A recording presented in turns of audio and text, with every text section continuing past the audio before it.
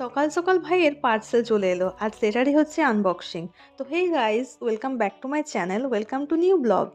তো আজ আমার ডিউটির জন্য রওনা হতে হবে আর ভাইয়ের তো পুরো খুশি খুশি মুড, কারণ পার্সেল খুলছে আর হাসছে। ওর এক্সাইটমেন্টটা একবার দেখো সবাই। আর আমার কোথাও বাইরে যাওয়ার থাকলে আমি একদমই খেতে পারি না, আর মা সাত সকালে এত কিছু খাবার সাজিয়ে দিয়েছে। যাই হোক, একটু খেয়ে আমি রেডি হয়ে নিলাম আর বাড়ির সবাইকে প্রণাম করে বেরিয়ে পড়লাম। আর এদিকে আমি হেলমেটের ক্লিপ লাগাতে পারি না, তাই ভাই আমাকে হেলমেটটা পরিয়ে দিল। এই কেয়ারটাই হচ্ছে আসল। আচ্ছা, তোমাদের কি এরকম মনে হয় যে আমার কাছে যদি ডোরেমনের এনিওয়ের ডোর থাকতো তো কত ভালো হতো? এখানে যখন ইচ্ছা চলে যেতে পারতাম। এই যেমন আজকেই কোনো বাস চলছিল না কোনো এক নেতা মন্ত্রী আসার জন্য, সব বাসই নাকি ওইদিকে নিয়ে নিয়েছে। আর এদিকে রুম পৌঁছে আমি ফ্রেশ হয়ে ডিউটির জন্য বেরিয়ে গেছিলাম।